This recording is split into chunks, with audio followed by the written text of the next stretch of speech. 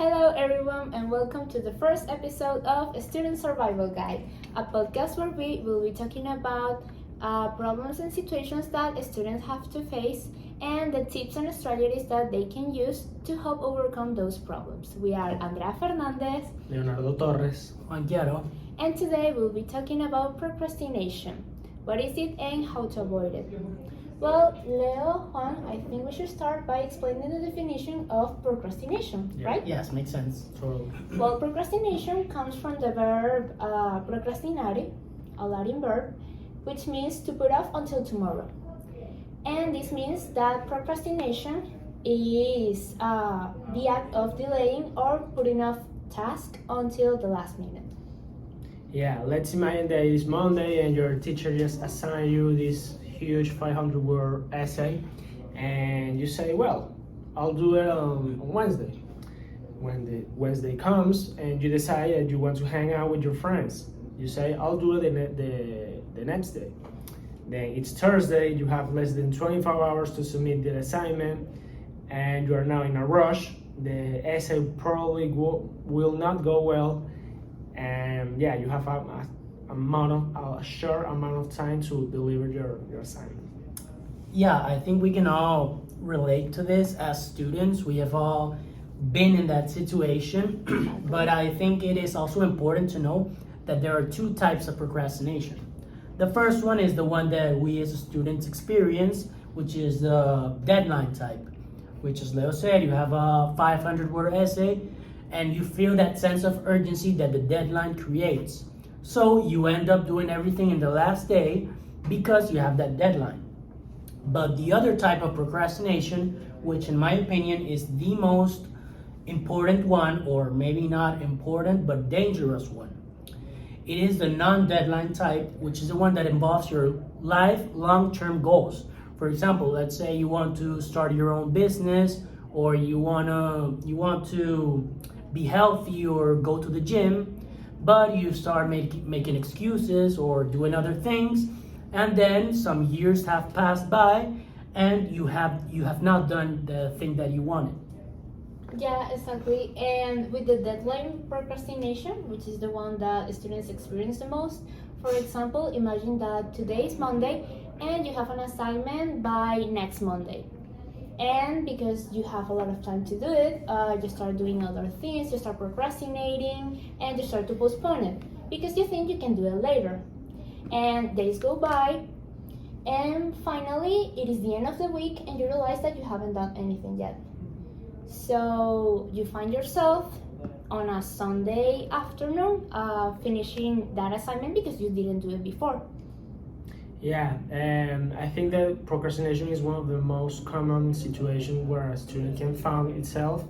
And maybe you're wondering, why do we do it? Why do we procrastinate? And let me tell you that it's very, very normal, because every time we feel overwhelmed, anxious, or any negative emotion towards an activity or an assignment to deliver, it is normal that we postpone it in order to not feel that way. So yeah, you're not going to postpone a fun activity, a date with your friends, a date with the girl you like, because you're not feeling boring or overwhelmed. Yes, I can relate to that, because when I feel overwhelmed, I found that my productivity takes a big toll and I start being less and less productive.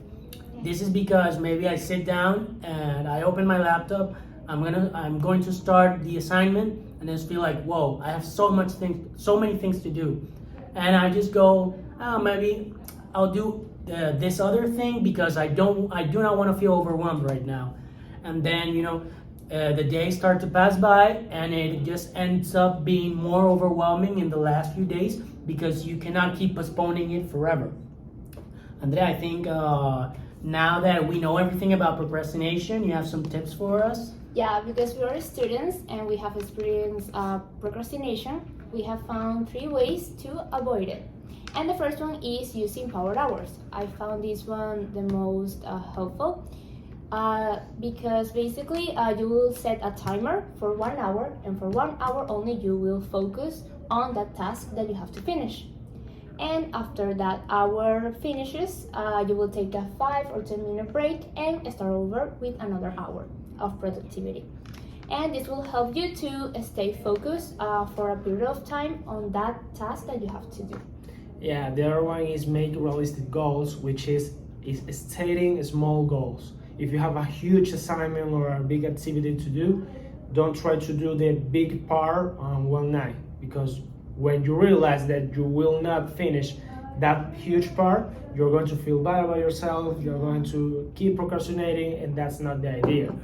So set small goals, so once you complete that goal in that night or that day, you're going to feel better about yourself, and the next day you're going to do the same, and everything is going to get better. Yeah, building on those 2 tips, I think I can give one final tip, which is very similar to what Leo said. It is to, if you have a big task, you can divide it into smaller tasks in order for it to be easier. For example, you have a 500-word essay. You can convince yourself to do a power hour where you will do all of the Research all of the investigation. Yeah. Then another power hour where you build the structure of the test, and the last power hour where you finish the test. And that will give you a sense of accomplishment and will make the task less overwhelming, and you will be prouder of yourself when you start finishing these goals that you set that are realistic goals. Yeah. Anything else you would like to say? Yeah, I would like to say that it's important for us, the student community, to take these advices and to try to apply it in our daily life, because not only as students, but also as an adults. It is important to avoid procrastination, because it's something that will delay everything that we do in our daily life, and it can bring any negative things in our life. Well, thank you so much for listening. listening. We'll see you next week, and well, thank you so much. Goodbye.